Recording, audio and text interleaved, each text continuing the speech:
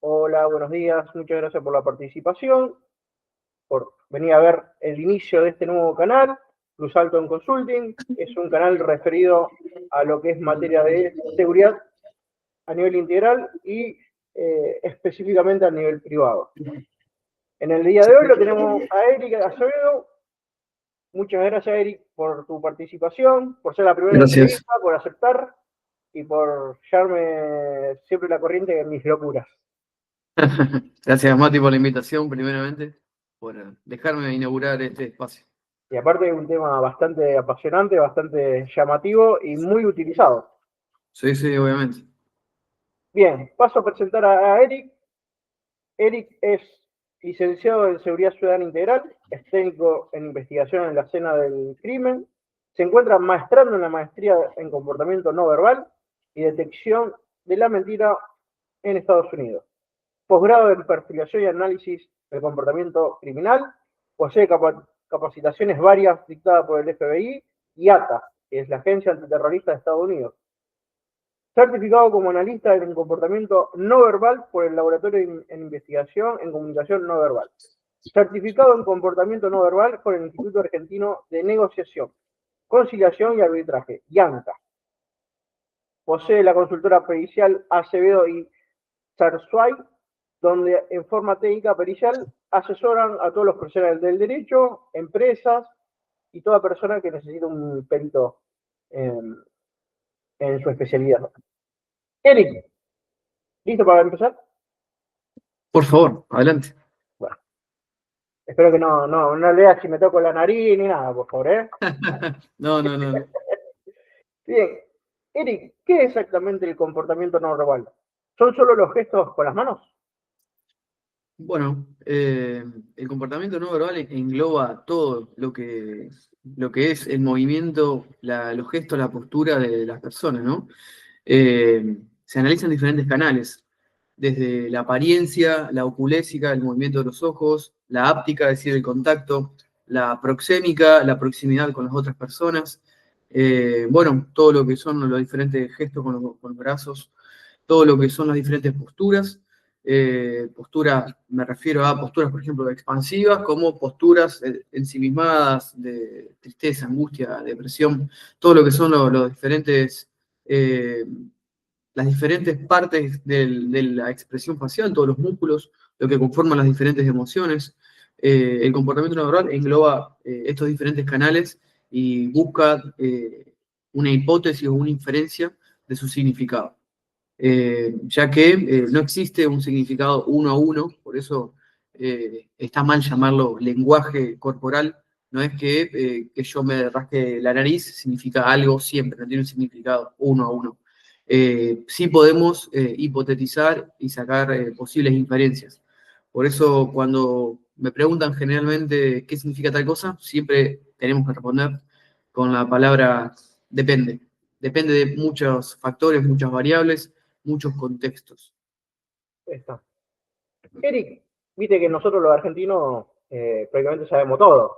El Mundial de Fútbol somos todos técnicos. Y Es viste que parte de nuestra cultura. exactamente, viste que en esas charlas de café uno siempre se pone a conversar y ahí surgen los famosos mitos o verdades. El Exacto. 90% de la comunicación es no verbal. Claro. Bueno, esto es un mito que viene hace bastantes años, del siglo pasado, más o menos del final de los 70, que arrancó por una investigación que hizo un científico, Albert Mehrabian, que sus resultados de un estudio se malinterpretaron. Él decía que el 7% de la comunicación está vinculado a las palabras, el 38% al tono de la voz, todo lo que es el paralenguaje o la prosodia emocional, y el 55% se corresponde con la expresión facial y el comportamiento no verbal. Pero diferentes autores, diferentes investigadores desdibujaron estos números y los armaron de forma simplificada como un 93% de lo no verbal y un 7% de lo verbal. Por eso por ahí hay una discrepancia y por ahí una falta medio complicada de falta de lectura de la investigación de Albert, ¿no? Lo correcto es esto, el 73855. Perfecto. Eric, como todo ciencia o especialidad nueva, ¿quién fue el primero en estudiar en forma científica? ¿Tiene un padre o alguien fue un pionero en la materia? Exacto, exacto. La génesis de esta disciplina viene dada por Charles Darwin, por un libro que él escribió en 1872, Ah, un que escritor contemporáneo. exactamente, exactamente. Sí, sí. Un pibito que Eh, justamente lo conocemos. sí, sí, sí, sí. El libro se puede obtener ya por los años, ¿no? Se puede obtener en Google, si uno pone el libro, la expresión facial en las personas y los seres vivos, puede cambiar un poquito el nombre, dependiendo de la traducción. En este libro él sienta las bases de lo que posteriormente investigadores del siglo pasado van a empezar a profundizar, a ahondar en pos de recabar mayores datos. Darwin lo que sentaba ahí son los preceptos por ahí de la posibilidad de emociones básicas universales que se compartan con diferentes sociedades, grupos a lo largo del globo. Posteriormente, investigadores como David Efron, lo nombro a Efron porque fue un personaje investigador argentino que posteriormente culminó con sus tesis doctorales y demás de posgrado en Europa y en Norteamérica. Los estudios de Fromm continuaron por Paul Ekman, que por ahí es la persona más reconocida dentro de lo que es esta disciplina, en virtud de que hicieron una serie con mucho renombre, extremadamente hollywoodense, por ponerle una palabra, que es Lie to Me, Miénteme, en la cual se narran las aventuras y las desventuras de un investigador, un grupo de psicólogos que son asesores en la parte de todo lo que es la comunicación y el comportamiento no verbal. Eh, Se dio a conocer mucho esta disciplina en virtud de esto, generó una actitud persecutoria prácticamente en todo el mundo, ya que nadie conocía esto, y entonces como que el, el- lo mostrado ahí, se tocó la nariz, se tocó la oreja, se tocó el cuello, como que hizo que eh, cierta parte de la población empiece a tener un conocimiento que por ahí no era el mejor, el correcto, y ahí es donde empezaron diferentes mitos. Hay cosas que son incomprobables, que simplemente es puro Hollywood, pero hay cosas que sí, cuando, por ejemplo, nombran ellos hablan en código, por ejemplo, los personajes principales se mencionan entre ellos, ¿viste? La 52, la 44, la 25, son códigos que están nomenclados como parte del sistema de codificación de acción facial, que eso sí es un estudio empírico con base teórica y puesto en práctica, que permite sistematizar y permite nomenclar las diferentes partes de los músculos del rostro para identificar cuáles son aquellos que se mueven. Por ejemplo, si yo levanto una ceja, por ejemplo esta, es mi ceja izquierda, esto se conoce como unidad de acción 2L, o en inglés Action Unit Left 2. Eh, Se van desglosando los diferentes músculos y se busca de manera objetiva, a los efectos de que, por parte y siguiendo el método científico, otra persona pueda llegar a los mismos resultados. Por eso, tiene partes de verdad, partes de mentira, y todo esto gracias a los estudios primigenios de Darwin. Perfecto, perfecto. ¿El lenguaje no verbal es universal? Un gesto, como por ejemplo pulgar arriba, significa lo mismo acá en Argentina que en Japón o en otra parte del mundo. Claro, claro. Bueno, parte de eso es lo que venía mencionando. Hay emociones básicas universales que sí se pudieron comprobar que nos compartimos de manera universal. Primeramente se creían que eran 6 y ulteriormente se agregó una más, que para ello a mí me gusta recordarlo con una regla mnemotécnica, es decir, con una frase que cada una de las letras de la misma tengan un significado. Por ejemplo, yo uso te amas. Se puede modificar un poquito, pero me sirvió a mí para estudiarlo en su momento, aprender te amas. Esto es la T de tristeza, la E de enojo, la A de alegría, la M de miedo, la A de asco, la S de sorpresa.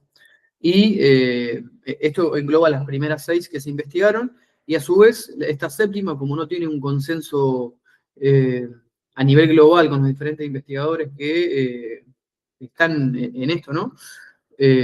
Por eso esta frase te amas no la tiene, me hace acordarme de eso, que es la D del desprecio. Esta es la que no tiene mucho consenso.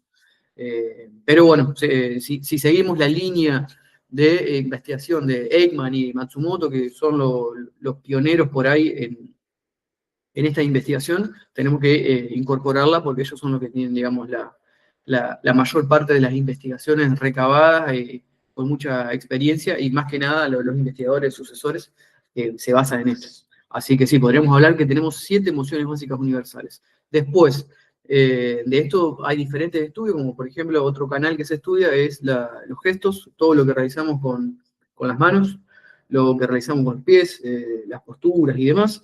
Entonces, por ejemplo, el me gusta se conoce a nivel internacional, más que nada por las redes sociales. Esto le dio mucha viralidad, que se empieza a utilizar en diferentes partes del mundo. Pero también hay otros gestos que pueden estar eh, enraizados con la cultura, ¿no? Y puede tener un significado propio.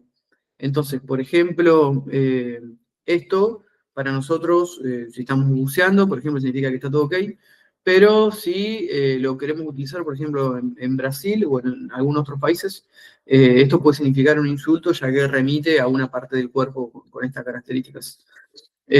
Así con todo, si por ejemplo vamos a los países árabes y nos cruzamos de piernas, el mostrar la planta de los pies a un interlocutor también se puede considerar como una falta de respeto, un insulto, y podemos llegar a tener problemas. Así que sí, influye en la cultura el diferente uso de la gestualidad, pero también hay algunas gestualidades que se denominan emblemas que traspasan las culturas, como la manito con el me gusta. Bien, perfecto, perfecto, perfecto. Además de los gestos, ¿qué otras cosas cuentan en el comportamiento no verbal? ¿La postura cuenta? Bueno, sí, por ahí lo mencioné al principio de la charla. Tenemos diferentes canales que son los que se estudian en conjunto con la motivación, la emoción y la cognición. Es lo que se busca analizar al momento de un análisis correcto y profesional del comportamiento no verbal. Después sí se estudia lo que es la expresión facial, los gestos, la postura, lo que es el contacto, la áptica, la proximidad. Bueno, el contexto engloba todo esto, la apariencia, la oculésica. Generalmente lo que se describe siempre son 9 canales. Ahí también se incluye, por más que parezca extraño, lo que es el paralenguaje o la prosodia emocional, que es lo que nosotros emitimos por el aparato fonador, todo lo que es la parte verbal. La parte verbal tiene muchísima importancia en un análisis correcto, objetivo y científico del comportamiento no verbal. Ya que, como mencionaba recién, esto no se basa en lo que piensa una sola persona, no es que lo que yo digo es palabra santa y yo puedo leer mentes y soy un super crack. No, esto tiene una metodología. La metodología que se llegó a utilizar a partir de 2016 aproximadamente, es el protocolo NBAM. NBAM refiere a sus palabras en inglés de matriz de análisis del comportamiento no verbal, Non-Verbal Behavior Matrix. Esto hay diferentes autores que lo plasman en su libro, Comportamiento no verbal, más allá del lenguaje y las palabras, de Rafael López Pérez y colaboradores, un libro que se considera la Biblia, en español prácticamente, de lo que es un correcto análisis del comportamiento no verbal. Ahí se desglosa por partes un correcto análisis que se hace del comportamiento base de la persona, es decir, tenemos una muestra indubitada de cómo es él, y después tenemos los datos que se van recabando. Esto sería la muestra dubitada, para ponerle un nombre pericial. En esta muestra dubitada, nosotros vamos recabando información, por ejemplo, de diferentes conjuntos de músculos que se van moviendo. Por ejemplo, tenemos la unidad de acción 4, la 9, la 7, todo lo que mencionaba recién de los diferentes músculos que se pueden analizar con sus diferentes variantes. Después podemos llegar a recabar datos de la apariencia, cómo está vestida la persona, la forma en la que habla, la velocidad, el tono, el timbre de voz, qué emoción está buscando transmitir, qué postura, si él realiza algún contacto con otra persona, cómo está, si está cerca, está lejos. La verdad que está muy bueno este tipo de análisis y generalmente en Latinoamérica, en nuestro país, y más que nada en Argentina, es escaso el conocimiento en esta vertiente. Entonces está muy bueno esto de que tenga un poco de reconocimiento. Esto está basado en el método Vera. El método Vera fue creado por miembros de la Policía de España, de la Guardia Civil, en el que crearon de manera metodológica y siguiendo el método científico una, una posibilidad de inferir un análisis conductual de lo que son comportamientos criminales, todo lo que son delitos contra la vida, ¿no? Entonces, esta matriz de análisis del análisis de la conducta criminal eh, tuvo su génesis en este análisis y después diferentes investigadores lo utilizaron para poder analizar el comportamiento no verbal. La verdad que excelente. Bien, perfecto. Ya te tiré ahí un libro para recomendar. Sí, sí, sí, sí. Ya tomé apunte para conseguirlo y ponerlo a leer. Eric, yo fuimos liceísta. Sí, Vos sabés muy bien que un error lo pagamos con flexiones. con Y muchas. un error de un compañero lo pagamos con más flexiones. Esto a veces genera que nosotros, por lo general, crucemos los brazos por una cuestión de así lo dejamos descansar. ¿Siempre significa que estoy en la defensiva o cerrado al diálogo? Claro, bueno, esto te mencionaba segunditos atrás, cuando hablaba sobre el comportamiento de base.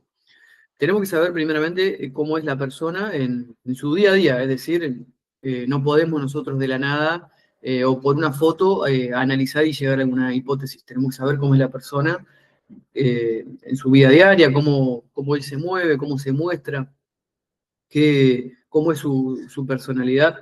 Y una vez que nosotros tengamos ese comportamiento de base, esa línea basal, eh, después por medio de una entrevista, un interrogatorio, ahí podemos ver si nosotros cuando le hacemos una pregunta en particular que puede llegar a ser incisiva o esa persona piense que tenga que defender su reputación y nosotros ahí empezamos a ver una cierta gestualidad que nos permite establecer alguna inferencia o hipótesis, indicio de que se genera una incongruencia en la comunicación, ahí sí nos podría llamar la atención a este comportamiento, pero a nivel científico no hay ningún estudio que valide de que yo, el cruzarme de brazos, significa que me estoy cerrando o como una barrera psicológica ante alguien, ¿no? Pero, reitero, si durante una entrevista, un interrogatorio, ante una pregunta, vemos que nuestro interlocutor se cierra de brazos, por ejemplo, de esta manera, ocultando las palmas, porque diferente sería que yo, por ejemplo, muestre los pulgares, esto capaz que significa que estoy un poco más confiado, que tengo autoconfianza, seguridad, puede ser una pose más de comodidad o simplemente la línea basal de la persona. Si en ese momento que la persona tenga que defender su reputación, se realiza esta gestualidad, sí podemos de manera observacional, repito, esto no es a nivel científico, podemos nosotros inferir de que la persona posiblemente se esté cerrando de manera simbólica, digamos, como si fuera un escudo ante nuestra entrevista, nuestro interrogatorio. Perfecto, perfecto. Hay algo que me llamó la atención que dijiste referente a las expresiones. ¿Nosotros Ajá. podemos controlar nuestras microexpresiones que duran fracciones de segundos? Claro, claro, claro. Las microexpresiones se empezaron a estudiar a finales de los 70. Hay investigaciones, esto viene más que nada por ahí, tiene historia medio trágica. Paul Ekman, el investigador en el cual sucedió a Darwin, su madre fallece cuando él tenía una corta edad, entonces toda su vida buscó entender el por qué su madre se había suicidado. Fue algo muy trágico para él. Entonces él estudia la carrera de psicología y obtiene filmaciones del instituto donde estaba su madre, porque su madre tenía problemas, no recuerdo bien qué enfermedad, qué trastorno tenía, y estaba internada en un instituto de salud mental. Él obtiene filmaciones de esa entrevista y observa, fue uno de los primeros en identificar este comportamiento, que ante preguntas preguntas cerradas, digamos, de cómo te sentís, bien o mal, esta mujer, cuando le preguntaban si estaba bien, ella ponía una sonrisa e inmediatamente una cara de tristeza fugaz, en una milésima de segundo. Entonces él empezó a investigar en este sentido, a ver si había algún antecedente, y encontró que Darwin, en su libro mencionado, de 1872, él hablaba ya de la teoría de la inhibición. Hablaba de que Darwin pudo identificar que hay veces en el que se falsean las expresiones faciales de una emoción en particular. Como por ejemplo esto, de que estamos sonrientes y de golpe cambiamos y nos ponemos serios o nos ponemos tristes. Esta microexpresión dura milésimas de fracción de segundo. Hay diferentes autores que tienen diferentes mediciones.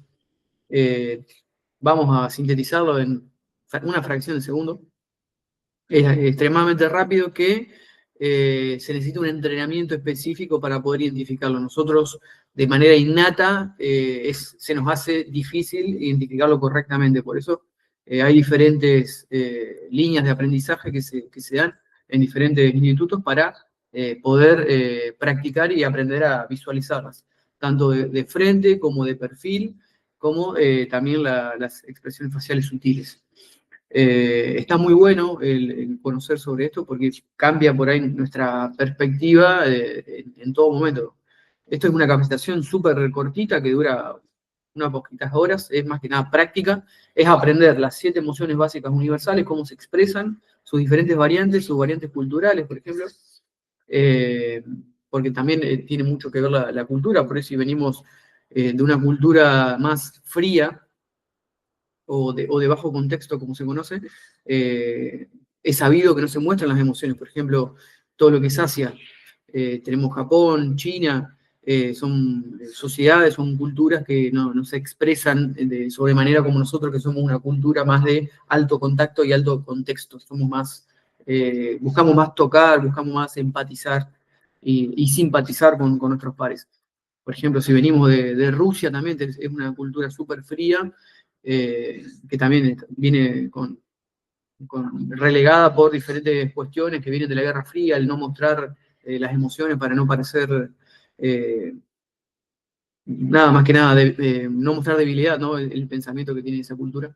Entonces, por ahí me fui un poquito de las ramas ejemplificando, pero bueno, el conocer sobre estas microexpresiones permite entender mejor cómo nos comunicamos.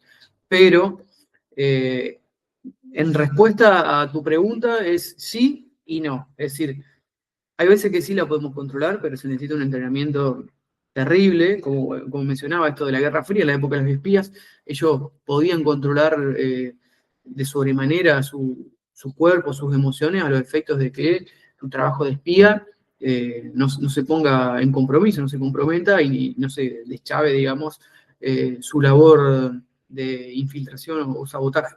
Bueno, disculpa, Entonces, para que no te vayas muy lejos, que quiero hacer una acotación referente a esto de las emociones. sí, sí.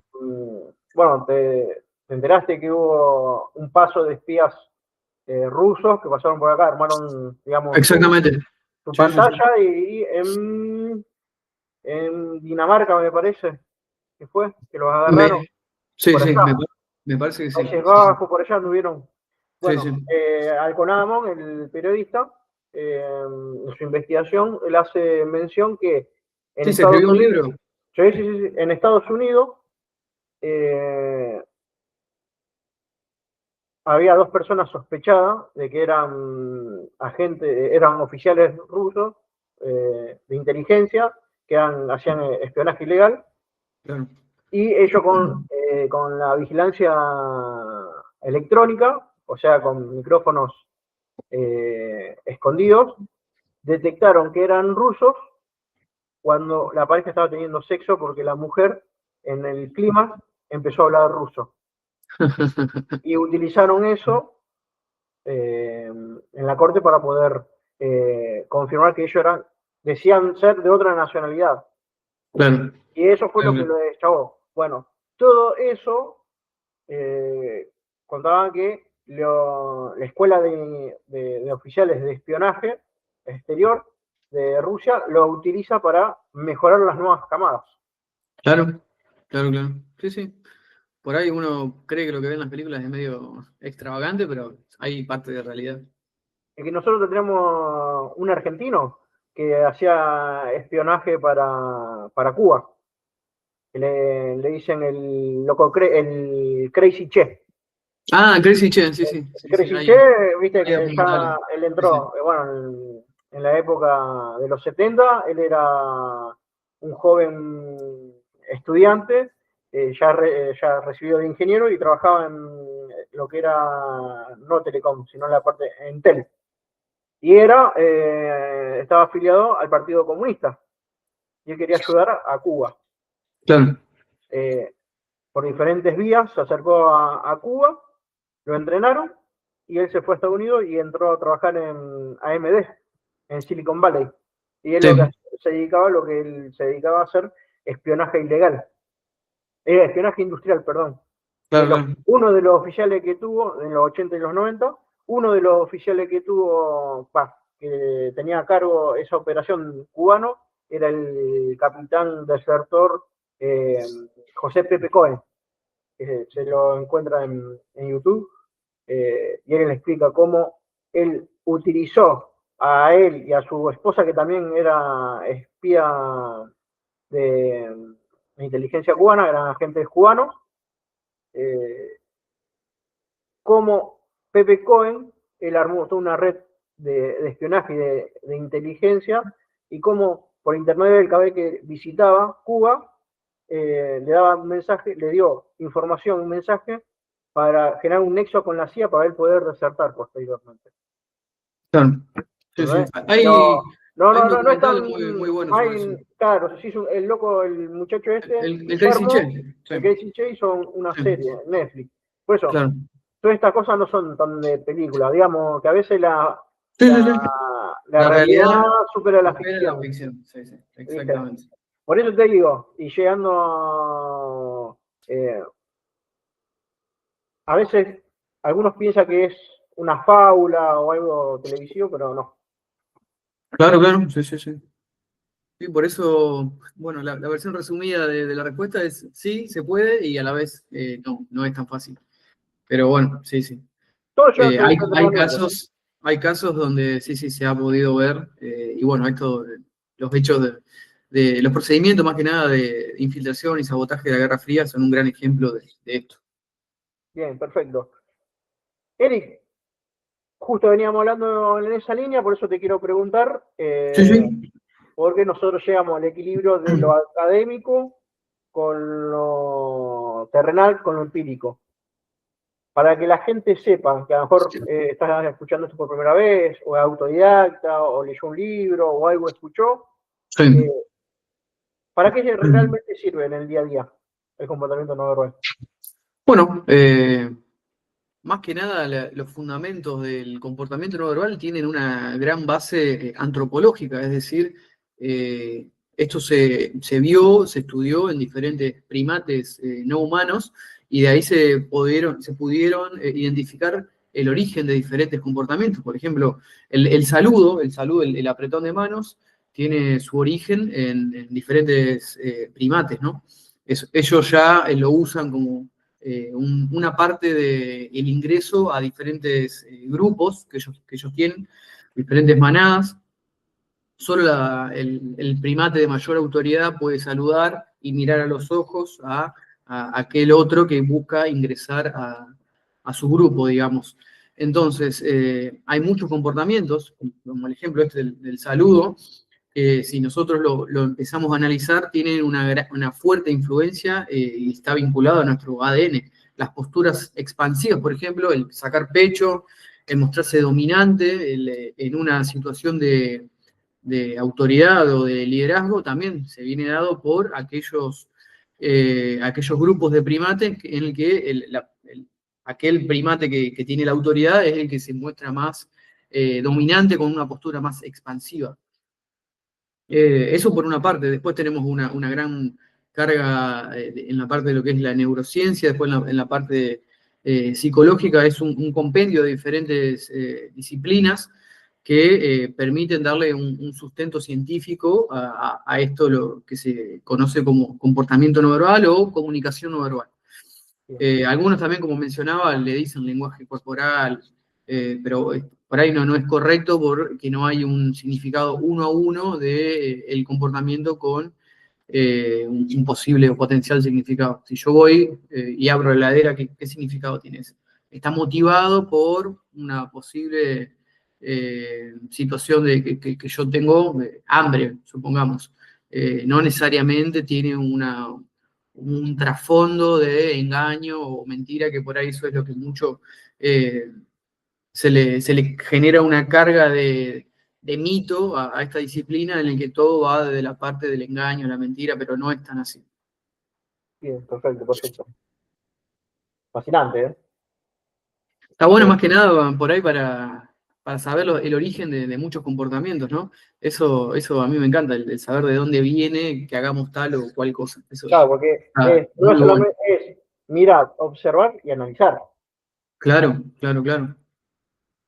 Eh, ¿Se puede o cómo se puede utilizar este conocimiento para saber si alguien me está mintiendo? ¿Hay alguna señal clara o Claro, bueno, eso también vinculado a lo que veníamos hablando. En particularmente esa pregunta generó todo un efecto que se conoce como el efecto Pinocho, es decir, el nosotros pensar que cuando mentimos no crece la nariz. Entonces ahí sí tendríamos un significado uno a uno, es decir, te creció la nariz, estás mintiendo, listo. Pero bueno, eso no existe. No es que a mí yo me toco el cuello y estoy mintiendo, me toco la nariz porque tengo algún micropicor y estoy mintiendo, estoy engañando a alguien, me toco la oreja. Hay falsas creencias que llevan a pensar eso. Y sí, posiblemente hay personas que mientan y se tocan la nariz, pero puede ser algún caso aislado. No todas las personas que se tocan la nariz mienten. Eh, Generalmente entran en juego diferentes componentes, diferentes partes del cuerpo que pueden llevar a, por ejemplo, una alta carga cognitiva en un interrogatorio puede hacer que una persona sí le pique la nariz en un momento particular en el que tenga que defender su reputación, y entonces nos lleve a nosotros a pensar, sí, supongamos, en 3 horas de un interrogatorio la persona nunca se rascó la nariz, y ante una pregunta incisiva esa persona se empieza a rascar la nariz, ahí bueno, ahí sí podemos llegar a tener una red flag, un indicio, una inferencia, una hipótesis que nos lleva a pensar que esa persona está mintiendo en ese momento. Pero no necesariamente ese micropicor, capaz que la persona tiene una rinitis alérgica y simplemente se está rascando la nariz. Se ha visto también el tema este de comportamiento de autoapaciguamiento, de tocarse el cuello, por ejemplo, por eso lo menciono tanto. También se conoce como un gesto adaptador que en diferentes investigaciones de épocas de antaño, finales de los 60, 70, sí se lo vinculaba como una fuga emocional, una fuga o una filtración, viene del inglés leak, de filtrado, eh, como que decían que la verdad se filtraba por diferentes comportamientos, como el de apaciguamiento. Pero esto viene vinculado a esto que vengo mencionando. Sí, ese comportamiento se da dentro de, por eso remarco y recalco mucho esto. No es que un comportamiento arbitrario, como tocarme el cuello en un lugar X, significa que siempre estoy mintiendo, porque no necesariamente, posiblemente capaz que estoy comiendo y simplemente me estoy tocando el cuello porque me pica y listo. Pero antes sí había, en base a los orígenes de esta disciplina, sí, por ahí se creía que era un comportamiento vinculado a la mentira. Pero de manera observacional sí podemos identificar como hipótesis si después o posterior a una pregunta en la que la persona tenga que defender su reputación o se sienta agredido de manera psicológica, digamos, y ahí sí puedes generar una mayor generación de estrés, de la hormona del estrés, ¿no? Un aumento del cortisol, que sí nos lleve por ahí a tener comportamientos que puedan demostrarse como comportamientos de culpa o de orgullo, ¿no? esto de que me afecte y yo me empiezo a ensimismar, me empiezo a achicar, me empiezo a tocar. Son comportamientos apaciguadores o adaptadores, dependiendo del investigador. La respuesta corta, de vuelta porque me fui por las ramas tratando de ejemplificar esto, no hay un comportamiento en particular o específico que desvele la mentira así per se, pero sí, si hacemos un análisis macro, es decir, analizamos en conjunto todo, los diferentes canales que vengo mencionando, esto de el contacto, el tiempo también que se sostiene una expresión facial, los gestos, la postura, la apariencia, la oculesia, si analizamos todo en conjunto con su contexto, y el contexto brinda un marco en el cual la persona tenga que defenderse su orgullo, ¿no? Y le genere sentimiento de culpa, o de orgullo y demás, en el que se ve afectada su reputación, ahí sí podemos llegar a identificar comportamientos que nos pueden permitir establecer una hipótesis o una inferencia de un engaño o una mentira. Pero no necesariamente tocarse la nariz significa que la persona está mintiendo. Perfecto. Sí, sí, sí, te entiendo, porque es como digo siempre, la respuesta corta, universal, cuando uno tiene que responder a este tipo de preguntas, es depende. Depende, exactamente, sí, Uno sí. se tiene que explayar porque depende de las circunstancias, depende de un montón de cosas. Exactamente, sí, sí, sí. Sí, por eso yo traté por ahí de achicarlo en el acotado tiempo que tenemos, pero sí, sí, siempre tenemos que responder y eso, en la primera página del libro que mencionaba, este comportamiento no verbal de Rafael López Pérez, en la primera página él establece que así se debe responder de manera profesional cuando alguien nos pregunta, che, ¿qué significa tal cosa? Depende de El miles de cosas. contexto, depende del contexto, depende si conocer o no Exactamente, conocer a la persona. exactamente. Sí, sí, sí. Eh, Depende también la cosmovisión de la persona, por ahí la persona tiene algún sesgo que lo obnubile, ¿no? Capaz que la persona no quiere alguna minoría, no quiere alguna religión en particular, y eso también, esa carga eh, ideológica o de sesgo también permite generar inferencias que no son correctas, ¿no? Entonces nosotros pensamos que es cierta minoría o cierto grupo es así porque son así, y entonces no, entonces eso ya es ese sesgo nos permite a nosotros hacer un mal análisis. Si por eso es parte del método científico también conocer nuestros sesgos, y si nosotros somos conscientes de ello, le podemos solicitar a otro investigador, a otra persona que el análisis lo haga de manera correcta y de manera científica, sin tener este sesgo que le meta ya una carga por ahí ideológica inadecuada. Bien, perfecto, perfecto. ¿Qué tips le podés dar frente a esto en el día a día a un, mejor, a un vigilador? Algo cortito, obviamente que depende tiene que hacer toda una lectura del contexto, volvemos a Sí. todo lo mismo, para prevenir, y eso a nivel operativo. Y vamos un poquito más arriba, ¿qué tips puede llegar a utilizar una persona que está llevando adelante una negociación, a lo mejor una empresa, un contrato de miles de dólares y se está jugando el puesto? Claro. Bueno, en relación a la primera pregunta, un vigilador tendría que estar atento por ahí a comportamientos anómalos. Es decir, hay algo que está pasando y que a él, dentro de su objetivo, su puesto, le llama la atención. Hay alguna persona que está realizando algo que no debería estar, está en alguna posición, alguna situación que no debería estar. Primeramente, mi recomendación más grande es identificar eso, si hay algún comportamiento anómalo. ¿Qué puede ser anómalo? Esto de que una persona que está en un lugar que no debería estar, está con una emoción en algún lugar en la que no debería estar. Esto, por ejemplo, se ve, me gusta mucho por ahí, me causa mucha gracia, ver Alerta Aeropuerto, por ejemplo. Que hay personas en un contexto arbitrario, súper random, personas caminando ahí, y viene la persona de la Guardia Civil o de la Fuerza de Seguridad que intervenga, y le dice, tú ven conmigo. Y ya cómo esa persona, cómo ese funcionario identificó que esa persona tenía algo en él, en su equipaje. ¿Cómo lo identificó? Bueno, lo identificó mediante el comportamiento anómalo. Supongamos, la persona está de vacaciones, está súper contento. Esa persona que está súper contenta, ¿debería tener una cara de miedo cuando baja por la manga del avión? ¿Debería tener una cara de sorpresa? ¿Debería estar con algún comportamiento anómalo. Es decir, nosotros nos damos cuenta, es decir, nosotros lo llamamos olfato policial a veces, pero es, bueno, es mucha experiencia La en lectura de las personas. Exacto, exactamente. Vemos el comportamiento anómalo y no, hay veces que no lo entendemos. Es decir, entonces nosotros por ahí identificamos, como decía, esta cara de miedo que no debería estar ahí. Si la persona está de vacaciones, ¿por qué tiene cara de miedo? ¿Por qué está tensa? ¿Por qué esa persona no hace contacto visual con el funcionario? Eso le llama la atención y eso después muchas veces da en un procedimiento positivo porque venía contrabandeando algo o tenía algo entre sus pertenencias que no debería estar ahí. Entonces, por ahí está bueno eso de ir identificando en esos contextos que están controlados para nosotros, que lo estamos viendo por fuera, pero hay un claro ejemplo de cómo se identifican estos comportamientos anómalos. Sí, sí, uno, viste que uno siempre va Sí, indagando, va viendo. España está bastante avanzado con el tema de perfilamiento, tema, exactamente, exactamente. todo lo que es tema de inteligencia. Y bueno, ahí matamos dos pájaros de un tiro. Le diste el tips al vigilador, que está en una garita, Claro, que está en un punto de acceso, y a los policías.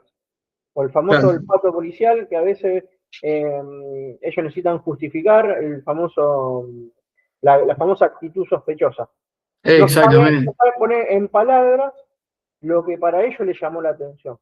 Claro, por ahí es muy, muy difícil ponerle un significado a lo que estamos viendo porque no lo conocemos. Ahí radica la importancia de el poder entender correctamente esto, porque nosotros, como mencionaba, esto capaz que nos sale simplemente por la experiencia empírica de campo, pero cómo nosotros cómo escribimos, cómo ejemplificamos la experiencia empírica que tenemos en el campo para al momento después de que eso se sostenga en un juicio. Es decir, yo encontré que esa persona tenía cualquier cantidad de armamento, sustancia estupefaciente, material, etcétera, lo que sea. Pero después, ¿cómo eso no cae en la teoría del fruto del árbol envenenado? Porque ya estaba todo mal desde el vamos, digamos, todo el procedimiento estaba mal. ¿Cómo yo sostengo esa declaración? Por eso tenemos que saber cómo se escribe eso, cómo se describe más que nada, y cómo nosotros identificamos ese comportamiento anómalo con fundamento. Es súper importante para el funcionario que está realizando tareas de campo el saber cómo describir ese comportamiento. Por eso la importancia de esta disciplina debería enseñarse en diferentes institutos de formación, institutos de fuerzas de seguridad y policiales, pero parece que no atrae muchos adeptos porque esto no se enseña prácticamente nunca. Más que alguna charla aislada y que lo asimilen al coaching o a la PNL o a alguna pseudociencia, esto no tiene un fundamento por ahí científico, esto no se enseña. O por lo menos en nuestro país no se enseña. Por ahí en Europa sí, esto está España, cambiando, la Guardia Civil, por ahí también en Chile sé que también hay diferentes capacitaciones en ese sentido, pero en lo que es Argentina estamos para atrás. ni siquiera en pañales. No, en muchos sentidos. También esto, por ejemplo, si yo me pongo a ver lo que es el método Vera, esto que hablaba del método científico para un análisis de la conducta de un criminal, eso tampoco se aplica en nuestro país. Por eso tenemos bastante que aprender de otros continentes. Perfecto. Y Eric, ¿yo puedo utilizar mi lenguaje no verbal para que las demás personas se sientan cómodos conmigo? Claro, claro. Ah, bueno, me faltó responder a la pregunta de las situaciones de liderazgo. Me habías dicho si había un Sí, perdón, comportamiento. sí, también sé. Sí, vamos con eso primero. Bueno, En por mi ejemplo, caso, una negociación, una persona claro, está negociando un contrato, representante exacto, de dólares y claro. un ticket. Claro, bueno, más que nada para generar autoconfianza hay perdón, una exposición que hizo una investigadora, creo que psicóloga, no recuerdo, no sé si psicóloga o psiquiatra, Amy Cuddy, ella es una investigadora de Norteamérica, que tuvo una exposición, una charla TED en el 2012, está en YouTube, es súper interesante, la recomiendo para que la vean, en la cual habla de las posturas de poder, más que nada recomendado a las mujeres, ¿no? Al empoderamiento del sexo femenino. Ella hablaba de que el tener en un lapso de tiempo de 2 a 5 minutos, una postura de poder como la de Superman, es decir, los brazos en jarra, sacando pecho, el mentón elevado, o de la Mujer Maravilla, esas posturas del superhéroe. Si nosotros nos paramos, supongamos, minutos antes de una negociación, mirándonos a un espejo, ya prácticamente listos para enfrentar la situación, pero nos paramos frente a un espejo y tenemos esta postura de poder. Esto genera en nuestro cuerpo una situación en la cual en un mínimo de tiempo, de 2 a 5 minutos, nosotros nos creemos, digamos, esta autoconfianza, esta seguridad que estamos buscando emanar, el cuerpo se lo cree, eso está comprobado científicamente. Ella menciona las investigaciones en las cuales está basado. Eh, está muy bueno eso de tener esta postura, por ahí parezca una nimiedad, algo irrisorio, pero es increíble cómo el tener esta postura, y si, por ejemplo, nos ponemos, mientras realizamos esta postura y nos miramos frente al espejo, nos ponemos unos auriculares y escuchamos la música que a nosotros nos gusta, nos tranquiliza, lo que sea, mientras sea algo que a nosotros nos tranquilice y nos transmita paz, esto potencia el doble esta situación de autoconfianza, de seguridad, y nos permite que entremos absolutamente confiados a la situación. Bien. Esto por ahí no se conoce mucho, pero, por ejemplo, hay en un contexto policial, por ejemplo, en un contexto en el cual, por ejemplo, un grupo de irrupción tiene que ingresar a un domicilio a romper una puerta, como se conoce en la jerga de calle, eso genera mucho estrés, mucha tensión en este grupo humano que tiene que entrar de manera violenta y por ahí reducir y estar en riesgo su vida ante un posible enfrentamiento con diferentes actores de la criminalidad. Entonces, por ejemplo, tal vez lo hemos visto en alguna película, que ellos entran con una postura tranquila, ¿no? Porque no van a entrar todos con una postura de Superman, se van a ir chocando los brazos, ¿no? Pero sí por ahí lo hemos visto que ingresan escuchando música con un rock pesado, o entran cantando, motivándose en ese sentido. Bueno, esto por ahí es un claro ejemplo de cómo ellos buscan tranquilizarse y bajar los niveles de cortisol previo a esta irrupción. Por ahí es un ejemplo que hay veces se conoce, a veces que no, pero por ahí eso es lo más terrenal que por ahí podemos identificar. Bien, perfecto. ¿Y cómo puedo usar mi propio lenguaje? Bueno, bueno, en ese sentido Para también. llevar, para que los demás se sientan cómodos conmigo, los que están alrededor, gente que no me conoce. Claro, claro. Bueno, esto también no es necesariamente, por ejemplo, esta postura de poder, esta postura de Superman, ¿no? Como decía, con los brazos en jarra, con una postura expansiva, de forma dominante, ¿no? Con el mentón elevado y demás, no necesariamente lo tenemos que usar únicamente en, por ejemplo, entrevistas de trabajo o en una negociación. Esto nosotros en nuestro día a día, para nosotros emitir una sensación de confianza, de tranquilidad, podemos realizarlo, por ejemplo, antes de ir al trabajo, antes de alguna reunión importante, antes de alguna entrevista que tengamos importante, lo podemos realizar, simplemente para nosotros automotivarnos, para estar mejor y más seguros en la experiencia que buscamos sostener con otra persona, ¿no? El público lo podrá ver si lo realiza esto, lo hace a conciencia y lo practica creyendo en esto, se va a dar cuenta que esto es algo posta, como dicen los jóvenes.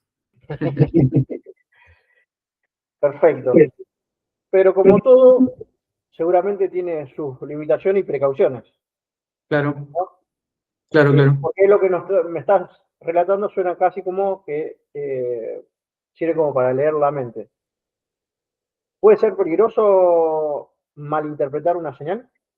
Claro, sí, sí, esto puede arruinar una relación entera. Por ejemplo, si nosotros estamos hostigando a algún familiar nuestro, a algún allegado nuestro, a algún amigo con algún comportamiento en particular que nosotros creemos que es así, pero no entendemos correctamente el significado, como por ejemplo lo que habíamos hablado, tenemos algún familiar nuestro que siempre está cruzado de brazos simplemente porque es su comportamiento de base y nosotros malinterpretamos ese comportamiento como si fuera algo negativo, le generamos una valencia negativa, podemos llegar a arruinar una relación simplemente por nuestra mala interpretación. Por eso no tenemos que prestarle demasiada atención por ahí a autores en particular, tenemos que estar viendo si lo que estamos leyendo, por ejemplo, es un libro, como le dicen en algunos lados, de aeropuerto, es un libro para leer y pasar el tiempo, que hay muchos de esos, más que nada en esta disciplina, hay mucho, estos libros generan esta pseudociencia, estos malos fundamentos, por autores que son arbitrarios, que no los conoce nadie, simplemente buscaron hablar de una temática para ese libro y listo. Como también algunos que buscan desfigurar y generarle una suerte de mitología alrededor de la disciplina, ¿no? Que eso, por algo, como mencionaba, por algo está tan visto de manera extraña esto, con mucho descreimiento. Si nos vamos a basar en esto, tenemos que ver cuánta referencia bibliográfica recae sobre la investigación, ¿no? Por eso está bueno por ahí leer papers científicos, artículos de manera científica o libros que tengan un buen respaldo a nivel científico. Por ahí, para iniciarse en esto, está bueno arrancar leyendo a Paul Ekman. Por ahí sus libros tienen un lenguaje medio pesado porque habla mucho de tecnicismo en lo que es la psicología o la psiquiatría, que es su expertise, ¿no? El psicólogo. Pero bueno, por ahí sus investigaciones fueron realizadas en finales de los 60, 70, entonces por ahí se hace medio pesado en ese sentido por la forma en que está narrado también. Pero en la actualidad hay autores, tenemos a Joe Navarro, que es un ex agente del FBI, que él, si bien no tiene una titulación académica y por eso por ahí lo dejan relegado en este sentido, él tiene una fuerte experiencia empírica tratando con terroristas, con narcotraficantes, con espías. Su función en el FBI era entrevistar, interrogar espías y tratar de chavarlos de su función, ¿no? Y él lo lograba, él era el líder en estos grupos de interrogatorio. Entonces, por ahí, leer los libros de Navarro están muy buenos, pero hay veces que él le pone una carga, un significado que posiblemente no sea así y hay veces que no tiene un sustento científico. Por eso, de manera observacional, por ahí para nuestro día a día, está bueno conocer algunos potenciales significados de lo que él busca transmitir en sus libros, pero sí necesitamos algo que tenga un sustento científico. Por ahí en español es más difícil conseguir porque muchos investigadores son de habla inglesa, ¿no? O de otro idioma. Lo mejor que tenemos en español son los libros, el libro este que estoy mencionando de comportamiento no verbal, tiene una fuerte carga bibliográfica, estaba sustentado con más de 800 estudios científicos, así que, y está en español, que es lo más importante, es muy difícil conseguir en español material científico de esta índole. Perfecto, perfecto. Para mejorar y aplicarlo en el día a día, a partir de hoy en adelante, ¿se puede entrenar y mejorar la propia conciencia sobre el lenguaje no verbal? Claro, claro. Bueno, parte ya fue respondida en otras preguntas, pero sí, más que nada él mostrarse, como digo, con esta postura de poder, de tranquilidad, el ser consciente por ahí de que cuando estamos transmitiendo algo por ahí, el conocer también sobre los diferentes canales de transmisión de los lenguajes, de lo que es la gestualidad, permite tener una autoconciencia de, por ejemplo, cuando estamos realizando un movimiento repetitivo con las piernas, por ejemplo, para autoconsolarnos y decir, bueno, ¿qué puede estar significando esto? Estoy esperando, estoy en la fila del dentista y estoy nervioso y me empezó a temblar la pierna de manera repetitiva. Entonces, bueno, nosotros ir pensando, ir tratando de racionalizar estos comportamientos y buscarle un significado, por lo menos en nosotros mismos. Por ahí muchas veces que hacemos algo, por ejemplo, tenemos algo acá y estamos así, y decimos, bueno, a ver, ¿qué significa este comportamiento? Porque yo agarré este envoltorio de los auriculares y lo estoy moviendo de manera repetitiva. Puede significar que estoy tratando de encontrar un apaciguamiento en algo. Generalmente los comportamientos repetitivos tienen un significado de adaptación o apaciguamiento a un contexto estresante, ¿no? Por eso soy repetitivo en esto de el autoacariciamiento del cuello, el autoabrazo, el movimiento repetitivo de las piernas. Eso hay autores como por ejemplo Desmond Morris. Desmond Morris es un etólogo, es decir, esta persona se dedicó de manera profesional a analizar los comportamientos de diferentes animales. Empezó con el análisis de, por ejemplo, el comportamiento de las aves, de los perros, de los gatos, de los caballos, hasta que encontró en los primates comportamientos extremadamente similares al humano, y eso lo llevó a analizar de manera etológica, es decir, buscar realizar una cuadrícula con tal comportamiento significa tal cosa en los primates, entonces posiblemente él empezó a hacer inferencias de comportamientos similares, y así llegó, es decir, eso todavía se está realizando, pero él fue el primero en buscar ejemplificar de manera documental, ¿no? Sí. Un significado para un comportamiento que significa tal cosa. Desmond Morris fue por ahí, no es muy conocido, pero bueno, es un investigador británico que también fue de los primeros en encontrar estas vinculaciones entre los primates y las personas. Bueno, siempre me voy por las ramas, por No ahí pasa, pero por favor. me olvido de lo que estamos hablando. No, muy generoso con tu tiempo. Por eso, pues sos muy generoso con tu tiempo. Como para ir terminando, dame un consejo práctico y sencillo que pueda aplicar quien nos está viendo desde hoy mismo para poder comunicarse mejor usando el lenguaje no verbal. Bueno, por ahí a mí, si bien soy muy medio loco de esto del lenguaje corporal, me gusta mucho hablar de esto. Por eso por ahí me voy por las ramas. Lo mejor que puedo recomendar, que vinculado al comportamiento no verbal, es ejercitar y practicar la escucha activa. Por ahí parece algo medio contradictorio. eh, Estamos hablando de gestualidad, de comportamiento, y me refiero a la escucha activa. Pero bueno, de nada sirve por ahí haberse leído 1000 manuales, estar atento, estar prácticamente como un desquiciado analizando todo si nosotros no escuchamos a las personas que tenemos a nuestro alrededor. Entonces, el permitirse darse cuenta de que la persona que tenemos al lado es un ser humano como nosotros y transmite, verbaliza, busca ejemplificar, ilustrar con su cuerpo, con su comportamiento diferentes cosas, diferentes actitudes, comportamientos en general, tenemos que prestar la atención, porque por ahí hay veces que lo tenemos al lado a alguien y por no prestar la atención, por ahí nos puede pasar con nuestros hijos, con nuestros padres, con nuestros abuelos, no identificamos una emoción de tristeza o de angustia o de asco, lo que fuere, primero por desconocerlo, por eso la importancia de capacitarse en este sentido, y segundo, si tenemos este conocimiento, este raciocinio sobre esta disciplina y no lo ponemos en práctica con la escucha activa, es decir, cuando alguien nos habla, tratar de interpretar correctamente lo que busca transmitir, es en vano estar capacitándose en ese sentido si no buscamos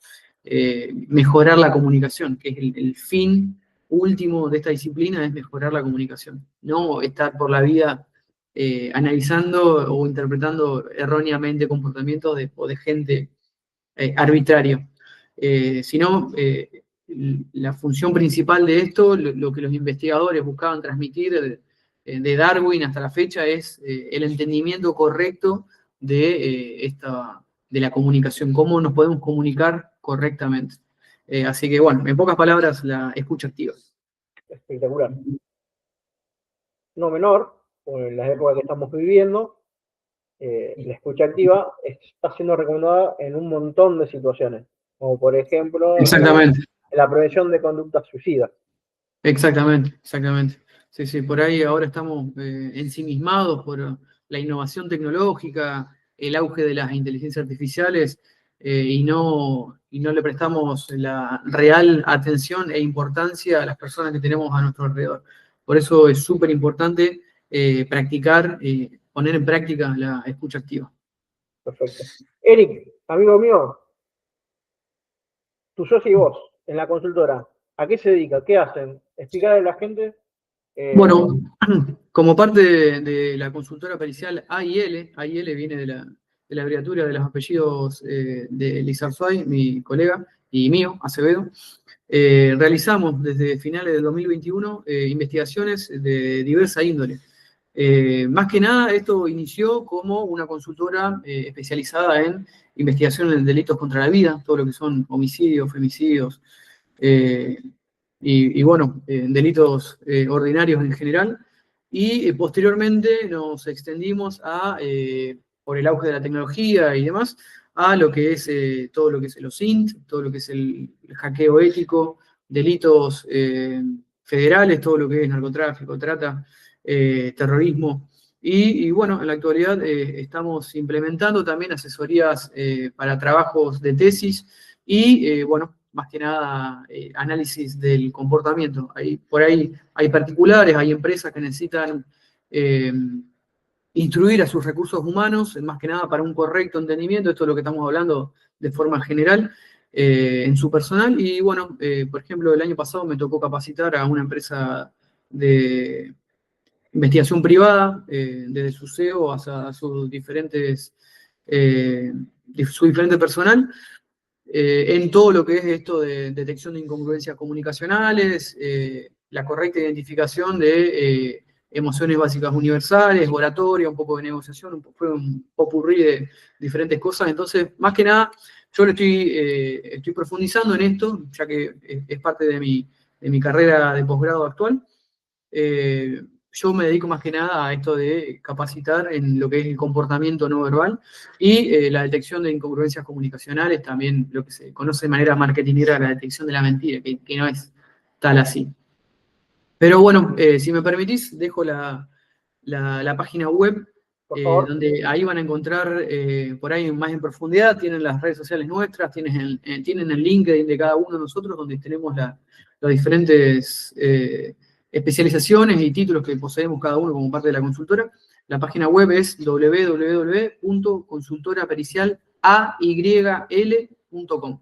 Ahí van a encontrar, como decía, nuestras redes sociales, nuestro Instagram, por ahí que estamos subiendo videos vinculados a esta temática del comportamiento no verbal, la detección de las incongruencias, y por ahí, qué sé yo, la gente necesita ver, que a mí por ahí no, no me gusta mucho esto, pero bueno, por ahí la gente quiere ver así, che, Trump, ¿por qué le tiró la mano a Macron de esa manera? ¿Qué significó eso? Y decir, bueno, hay veces que trato de ejemplificarlo haciendo un videíto, pero lleva mucho tiempo, por ahí se me complica, y no tengo mucho tiempo. Pero bueno, cada tanto lo hago como para tener contenta a la gente. Está bien, está bien, está bien. Eric, 1.000.000 de gracias. No, Gracias por favor, porque siempre estás bien predispuesto cada vez que te llamo. Y por bueno, favor, por creo favor. que esta es la primera de muchas. ¿Por Sí, qué? sí, Porque a sí, raíz sí. de promocionar esta entrevista, se han contactado gente conmigo que se dedica al tema negociación en situaciones de crisis cuando una persona se quiere suicidar. Claro. Y le propuse a ver si, primero quiero entrevistar a él y después hacer una entrevista los tres juntos. Sí, súper interesante. De ahí podemos sacar temas súper completos e interesantes para debatir y más que nada para hacer llegar al público por ahí cosas que no se imaginan o no se tienen en cuenta. Podemos hablar largo y tendido de eso y tener diferentes perspectivas. La verdad que es súper interesante y a disposición completamente para un round 2, 3, lo que fueren de esta temática que, como te digo, para mí es súper Muy apasionante. apasionante, ¿por qué? Porque yo trabajé con esta Eh, persona, hemos estado en claro. situaciones de negociación, hemos estado en situaciones de crisis, así que le gustó la idea. Sí, sí, sí. Por mi parte, contá conmigo, sin ningún problema. Dale. Te comprometo para futuras entrevistas. 1.000.000 de Sí, sí, por gracias, Eric. favor. Gracias a vos. Nos vemos. Nuevamente te agradezco por permitirme explayarme un poquito en este espacio sobre esta temática tan apasionante que me gusta a mí transmitir. Y bueno, a disposición nuevamente. Gracias, amigo. Hasta luego. Estamos, muchas gracias. Hasta luego.